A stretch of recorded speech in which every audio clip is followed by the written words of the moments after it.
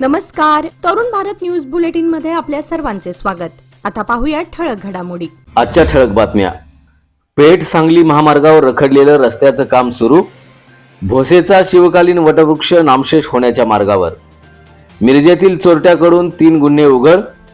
सरकारी कर्मचाऱ्यांचा संप दुसऱ्या दिवशीही सुरूच.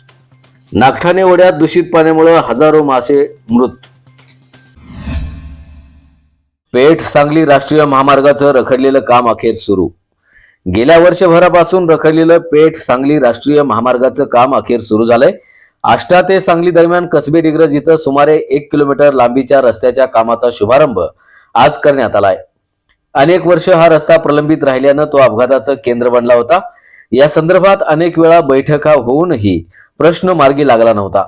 मात्र नूतन जिल्हाधिकारी मैना घोष आणि खासदार विशाल पाटील यांच्या उपस्थितीत जिल्हाधिकारी कार्यालयात झालेल्या बैठकीत हा निर्णय घेण्यात आला असून कामाला गती मिळाली आहे. या महामार्गाची रुंदी 18 मीटर ठेवण्यात येणार असून रस्त्यालगत शेतकऱ्यांच्या शेतात साचलेला मुरुम संबंधित कंपनीकडून स्वतः काढून घेण्यात येणार आहे. या कामामुळे आता वाहतूक सुरळीत आणि सुरक्षित होणार असल्यानं प्रवाशांकडून समाधान व्यक्त होत आहे. भोसेचा शिवकालीन वटवृक्ष नामशेष होण्याच्या मार्गावर. मिरज तालुक्यातील भोसेमध्ये सुमारे 400 वर्षांचा ऐतिहासिक वटवृक्ष सध्या अखेरच्या घटका मोजतोय. शिवकालापूर्वीचा इतिहास पाहिलेल्या या वृक्षाला वाचवण्यासाठी काही वर्षांपूर्वी आंदोलन झालं होतं. राष्ट्रीय महामार्गाच्या कामात अडथळा ठरत असल्यानं तो तोडण्याचा निर्णय घेण्यात आला होता. मात्र पर्यावरणवाद्यांच्या विरोधानंतर रस्त्याचं डिझाईन बदलण्यात आलं होतं. रस्त्याच्या कामादरम्यान झालेल्या खोदकामामुळे वृक्षाच्या मुळांना इजा झाल्यानं तसंच एका बाजूच्या फांद्यांची मोठ्या प्रमाणावर छाटणी केल्यानं संतुलन बिघडून हा वृक्ष 2 वर्षांपूर्वी कोसळला. त्यानंतर पुनरुज्जीवनाचे प्रयत्न झाले, मात्र आज तो पूर्णपणे वाळलाय.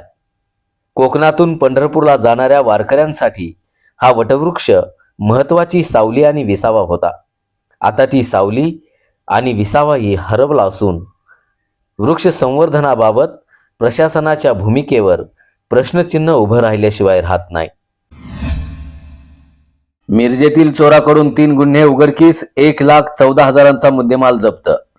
मिरज शहरात घरफोडी आणि दुचाकी चोरी करणाऱ्या सुनील मारुती धुमाळ वय वर्षे 20 राहणार चौगुलेमळा मिरज या सराईत आरोपीला स्थानिक गुन्हे अन्वेषण शाखेनं अटक केली आहे.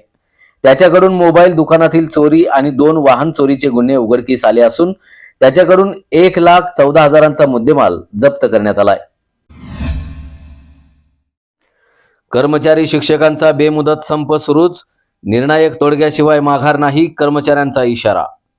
राज्य सरकारी निमसरकारी शिक्षक शिक्षकेतर कर्मचारी समन्वय समितीच्या वतीनं पुकारण्यात आलेला राज्यव्यापी बेमुदत संप आज दुसऱ्या दिवशीही सुरूच आहे.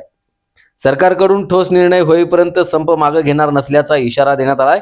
दरम्यान याबाबत चर्चा करण्यासाठी वित्त विभागाच्या अप्पर मुख्य सचिवांनी बोलावलं होतं. मात्र मुख्यमंत्र्यांसह मुख्य सचिव स्तरावरच चर्चा करणार असल्याची ठाम भूमिका संघटनेनं घेतली आहे. सरकारनं संवेदनशीलता दाखवत प्रलंबित प्रश्नांवर तातडीनं सकारात्मक तोडगा काढावा अशी मागणी संघटनेच्या वतीनं करण्यात आली आहे. नागठाण्याच्या ओढ्यात दूषित पाण्यामुळे हजारो मासे मृतावस्थेत. पलूस तालुक्यातील नागठाणे मधील ओढ्यात दूषित पाणी सोडल्यानं हजारो मासे मृत झालेत.